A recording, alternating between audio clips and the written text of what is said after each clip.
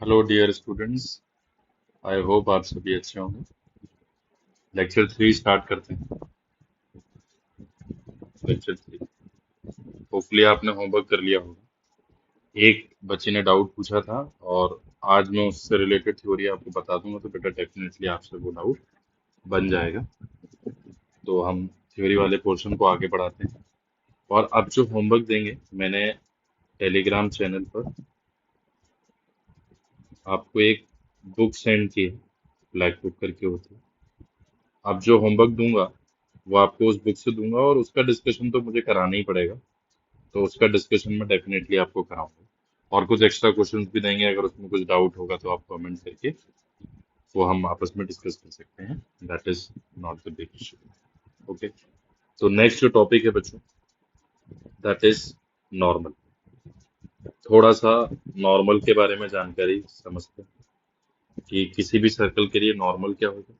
तो normal at a point is basically a straight line which is perpendicular to the tangent. It is very important. It's a straight line at a point, मतलब obviously हम जो भी बात कर रहे हैं एट अ पॉइंट बात कर रहे हैं।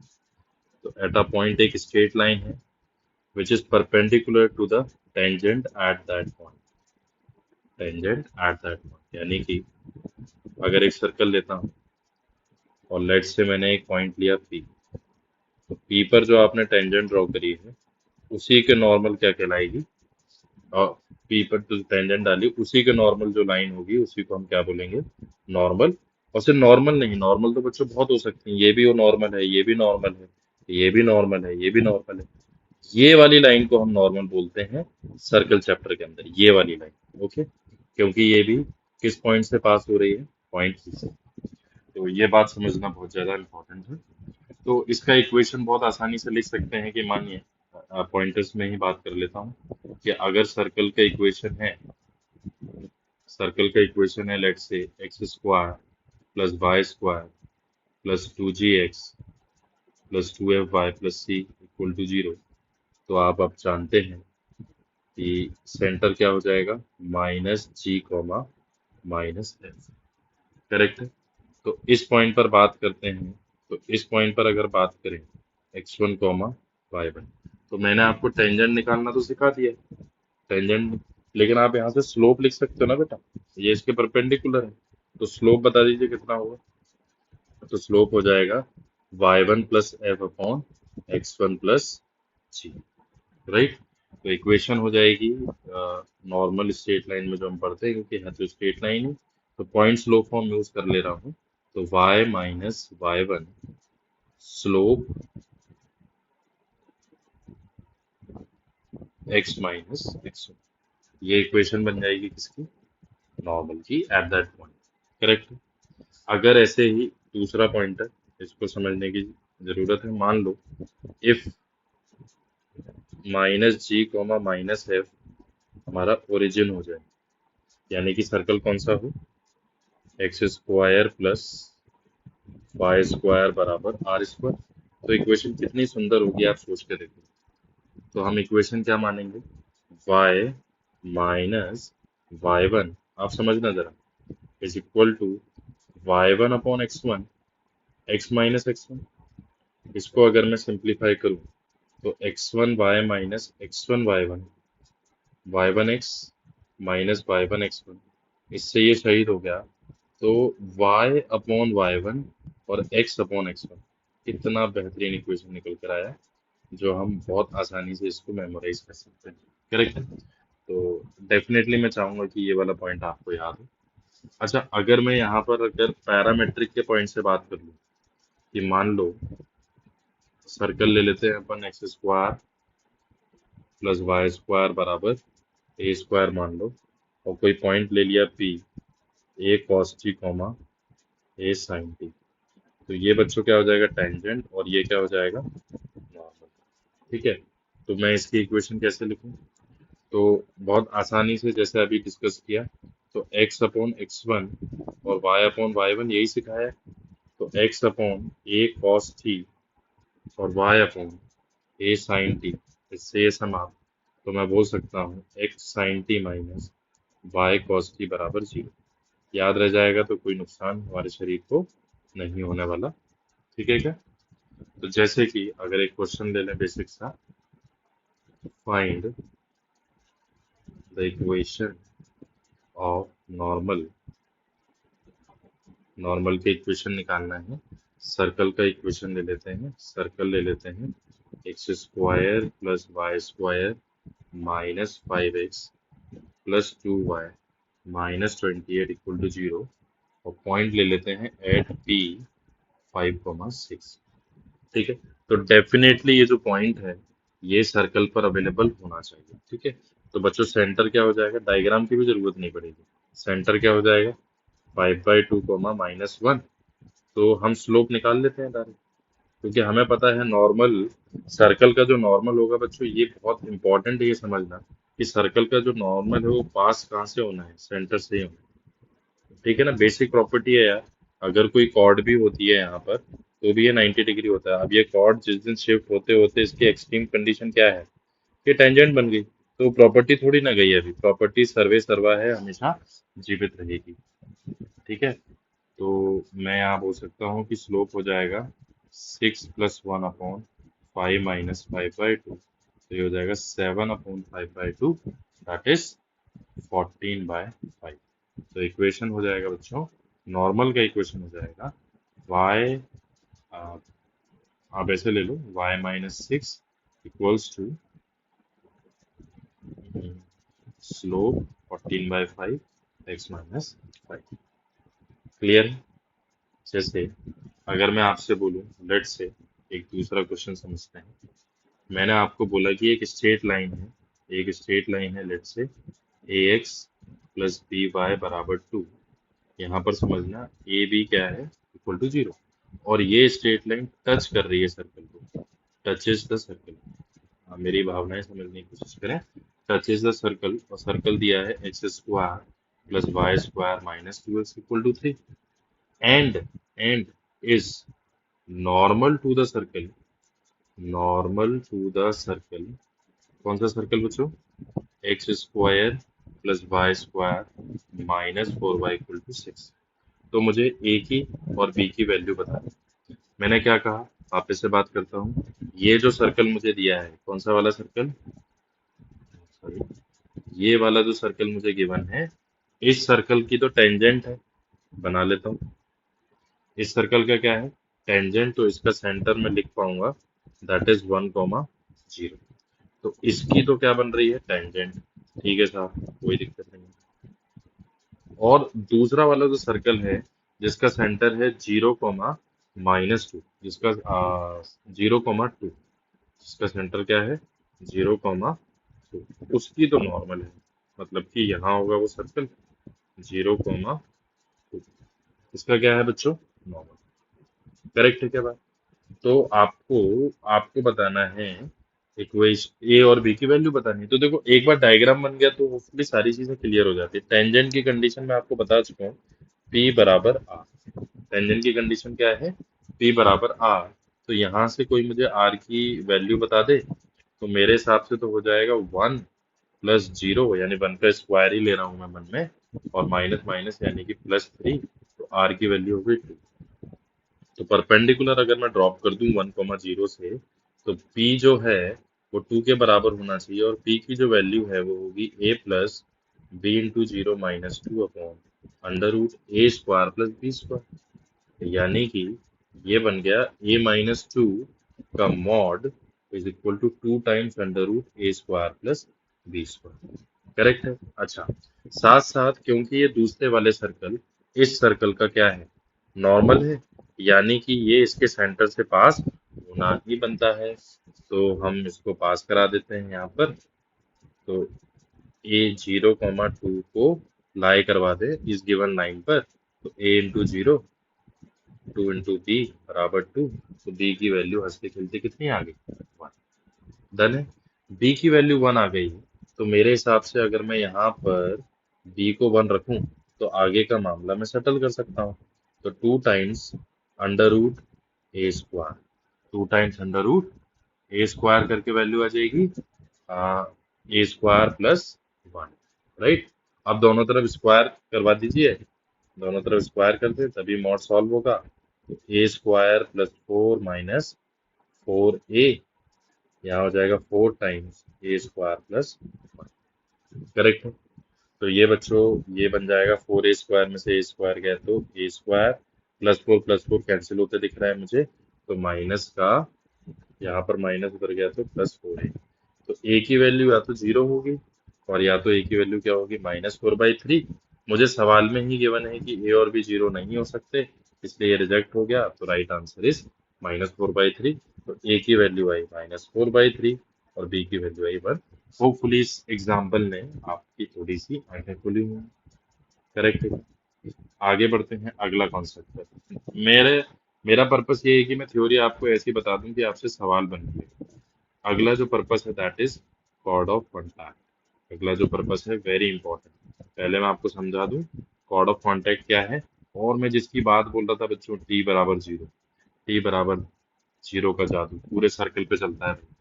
कॉर्ड ऑफ कॉन्टैक्ट बेसिकली क्या है, it's again a line, okay, joining the two point of contact of to tangents. बहुत इंग्लिश हो गई। मैं क्या बोल रहा हूँ, सर्कल है और एक पॉइंट है P, x1, y1। यहाँ से आपने दो टेंजेंट डालने, ठीक है साहब, टेंजेंट ड्रॉ कर दी। यहाँ पर क्या होगा सेंटर। अब ये इनको बोलते हैं पॉइंट ऑफ कांटेक्ट। इसको ए बोलूं और इसको बी बोलूं, ठीक है बच्चों। इसको क्या बोलते हैं पॉइंट ऑफ कांटेक्ट।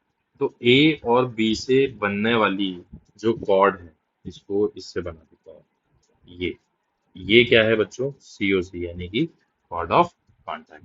तो कितना कमाल है कि अगर ये P पॉइंट सर्कल पर होता है तो इस t बराबर 0 लगाने से क्या आता है, equation of tangent at that point on the circle. But अगर ये पॉइंट सर्कल के बाहर हो तो t बराबर 0 लगाने पर मुझे इस ग्रीन वाली लाइन की इक्वेशन मिलती है। Don't you think it is very interesting. मतलब आप काम तो कर ही लोगे, वो तो बहुत बड़ा इशू है ही नहीं, कोई भी सॉल्व कर सकता है। इसमें बहुत बड़ा सीन नहीं है भाई। इसको जोड़ोगे इसको जोड़ोगे सेंटर के साथ, आपको परपेंडिकुलर मिल ही जाएगा। मुझे पता है आप इक्वेशन निकाल लोगे, बहुत बड़ा इशू नहीं है। या फिर ऐसा बोलूं मैं कि अगर मैं इसको बोलूं कि ये x2, y2 है और इसको बोलूं x3, y3 है, आपको समझाने के लिए अपन इतना काम कर सकते हैं। इक्वेशन में मान लेता हूँ, मान लो x² + y² बराबर a²। तो एट ए अगर मैं t बराबर 0 लगाया तो don't you think P A की इक्वेशन आ जाएगी, अरे टेंजेंट की ही आएगी। तो मैं लिख देता हूँ x × x2 y × y2 बराबर a²। अगर एट बी मैंने t बराबर 0 लगाया तो डोंट यू थिंक इक्वेशन आ जाएगी पी बी की। बहुत बढ़िया साहब, x × x3 plus y × y2 y3 बराबर a²। करेक्ट है। अब ये जो दोनों इक्वेशन है बच्चों कहाँ से पास होनी है, x1, y1 से। तो यहाँ बना x1 x2 y1 y2 बराबर a² और ये क्या बना x1 x3 y1 y3 बराबर a²। अब जरा इन दोनों को फील करोगे ना तो आपको बात समझ में आएगी, आपको बात समझ में आएगी कि ये क्या लिखा हुआ है। देखो x1 x1 y1 y1 match कर रहा है, बस बदल क्या रहा है ये वैल्यू। मतलब ये एक वेरिएबल है, ये क्या है, ये x2। अब ये x2 है, अगले टाइम क्या बना x3।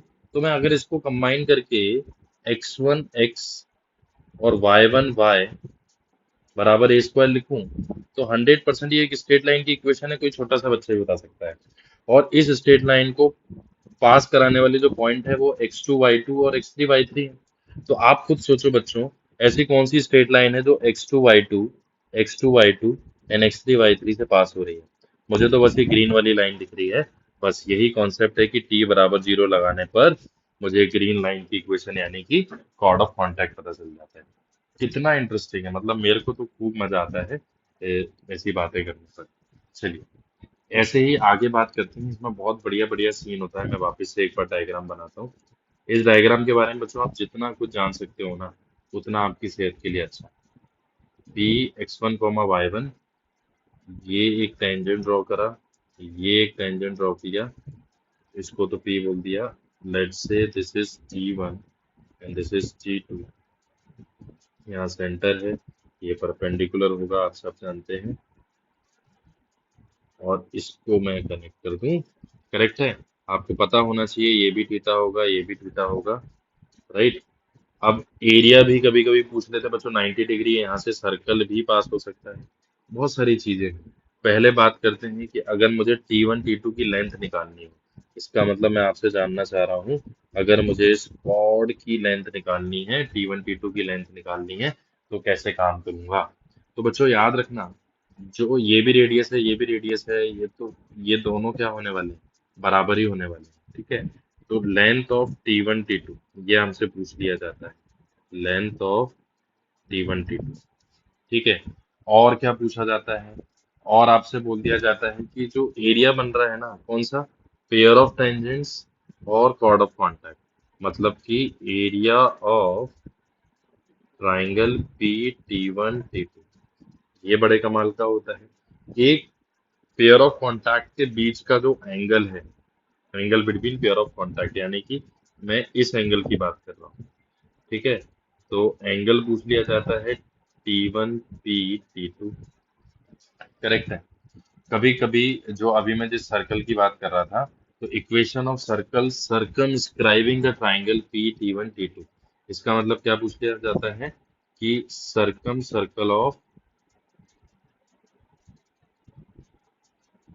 Triangle P T1 T2, मतलब एक ऐसा सर्कल जो इन तीनों को क्या करे, टच करके जाए बाहर की तरफ से, ऑब्वियसली। फिर एक आपसे पूछ लिया जाता है कि जॉइंट इक्वेशन, ये मैं आपको ऑलरेडी बता चुका हूँ, तो equation of P T1 and P T2 की कंबाइन इक्वेशन, लास्ट क्लास में बताया था, S S1 बराबर T²। बोला, आप सोचो, इतनी सारी बातें, इतनी सारी बातें हम यहाँ पर कर सकते हैं, राइट? बहुत आसानी से इस पे वर्कआउट कर लेते हैं, बहुत आसानी से इनको हम चीजें समझ भी लेते हैं कि अगर जैसे मानो मुझे अगर इसकी लेंथ निकालनी है, मुझे इसकी लेंथ निकालनी है, तो देखो राइट एंगल ट्राइंगल तो बन ही रहा है, राइट? ये मैं आपको बता ही चुका हूँ कि साहब ये क्या होता है, √S1, ये क्या होता है, √S1। तो ये आपको पता चल जाए, ये आपको निकालना है, तो आप कुछ ऐसा गणित लगा लो कि शायद ट्रिग्नोमेट्री का इस्तेमाल करके आप बातचीत कर पाओ, ट्रिग्नोमेट्री का इस्तेमाल करके आप बातचीत कर पाओ, है ना? समझने की कोशिश करें। और मतलब यहाँ से area of triangle P T1 T2, मतलब कि ये वाला एरिया निकालने की कोशिश करी जाए। क्लियर है क्या? ये वाला एरिया, एक बार अगर आपको देखो, ये तो मैं आपकी मदद कर रहा हूँ कि ये क्या है, इसको अगर मैं लेट से अगर मैं बोल दूं L, इसको बोल दूं L, तो ये बहुत आसानी से आप निकाल सकते हो, L बराबर √S1, राइट?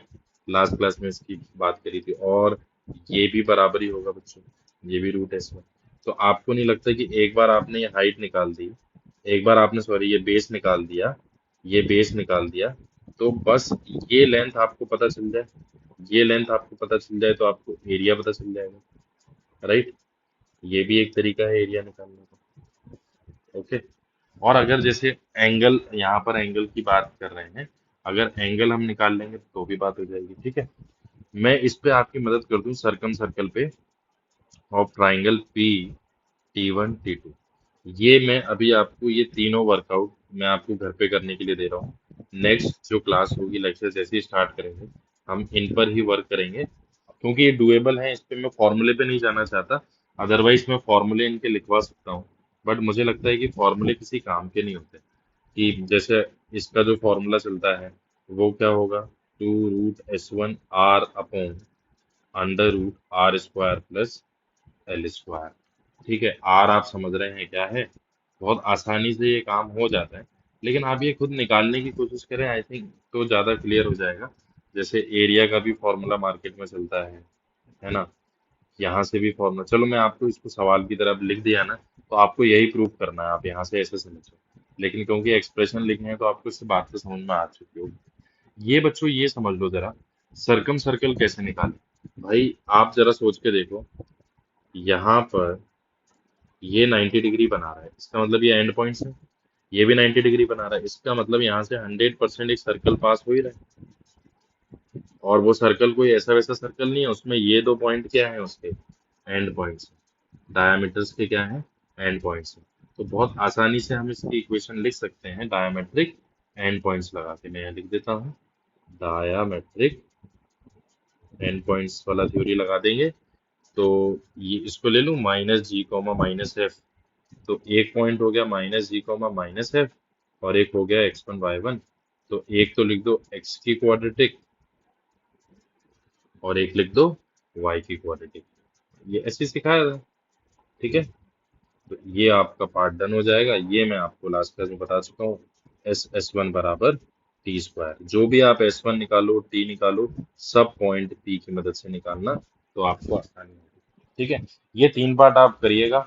सबसे पहले हम डिस्कस अगर आप कर लें तो आप कमेंट करके बताइए कि सर आपने तीनों, मतलब आपने तीनों के तीनों प्रूव कर दिए हैं। बट ये पांच चीजें बड़ी इंपॉर्टेंट होती हैं। ये पांच चीजों पर आपका कमांड होना चाहिए जब भी ये डायग्राम बने। ओके, ये पांच चीजें आपकी बहुत बढ़िया होनी चाहिए। अगला जो थ्योरी वाला पोर्शन है वो ये है, कहानी को आगे बढ़ाते हैं। इक्वेशन ऑफ द chord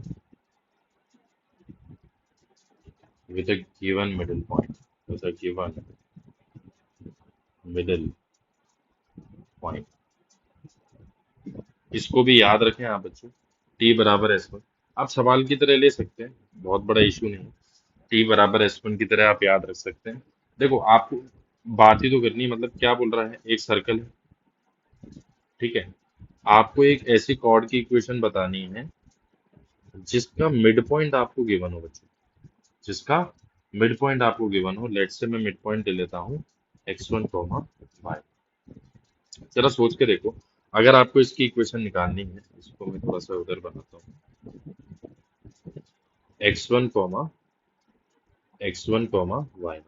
अब यहाँ कहीं सेंटर होगा, क्योंकि मिड पॉइंट है तो ये 90 डिग्री होने वाला है। और ये माइनस जी कॉमा माइनस, देखो मैंने बता ही दिया, अब तो हो गया। क्योंकि किसी भी लाइन के लिए मुझे इक्वेशन की जरूरत है, बस स्लोप की जरूरत है। पॉइंट मुझे पता है कहाँ से पास हो रहा है। तो इसकी अगर मुझे इक्वेशन लिखनी है तो आप बताना, y माइनस वाई वन बराबर स्लोप लिखना है। तो इसका स्लोप अगर m होगा तो इसका स्लोप होगा -1/m। अब ये m आप लिखवा दो तो y1 प्लस एफ और x1 प्लस जी, राइट। और यहाँ हो जाएगा x माइनस x1। इस पे जब वर्कआउट करते हैं, इसको क्रॉस मल्टीप्लाई करते हैं, मेरे कहने का मतलब है y minus y1 plus f minus times x1 plus g और x माइनस x1। इसको जब आप सिंप्लीफाई करते हो बच्चों, तो आपके पास रिजल्ट आता है t बराबर s1। तो बेटर है कि हम ये याद कर लें रादर देन कि, लेकिन मैंने आपको अप्रोच बता दी है तो होपफुली कहीं कोई दिक्कत नहीं आएगी। लेकिन क्यों समय बर्बाद करना है, आप इसको याद भी कर सकते हैं, जिससे आप आगे इसको यूज कर सकते हैं। करेक्ट है ये बात। तो ये कॉन्सेप्ट है।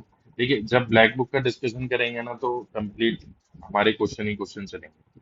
और मेरा पोर्शन ये है कि मैं पहले ना आपको थ्योरी वाला पार्ट बता दूं, ताकि जैसे अभी जो होमवर्क दिया था उसमें आगे कॉन्सेप्ट यूज थे। तो ऐसा मैं मान के चल रहा हूँ कि जल्दी जल्दी मैं आपको थ्योरी बता दूंगा, तो एक रिकैप हो जाएगा चीजों का।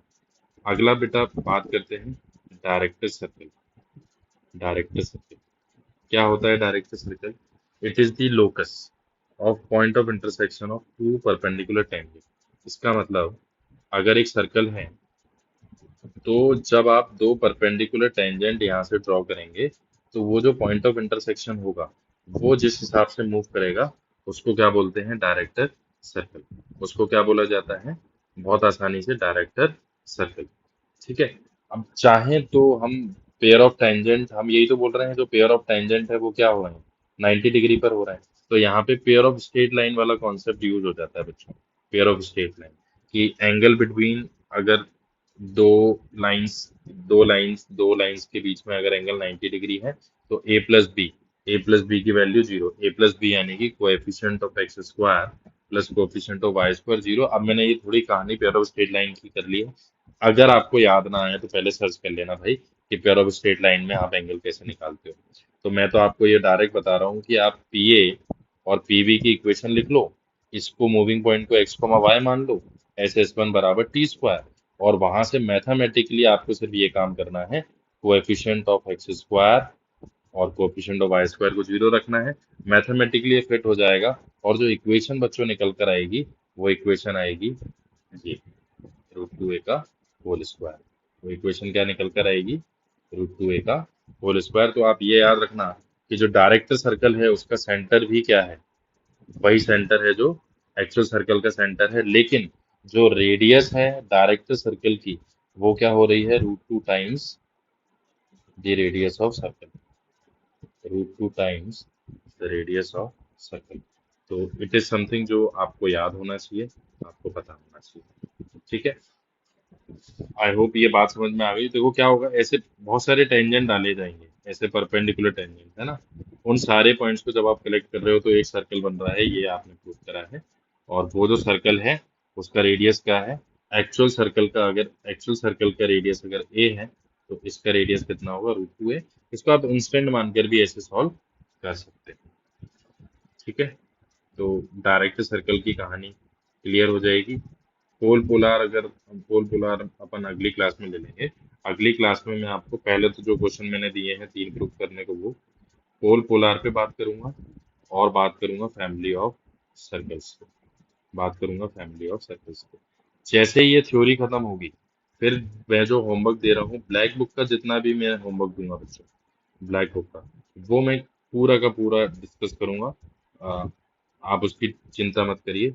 आप मेरे साथ ब्लैक बुक का एक मेजर डिस्कशन तो आपका हो ही जाएगा, प्रोवाइडेड एक अच्छा इन्वॉल्वमेंट रहे।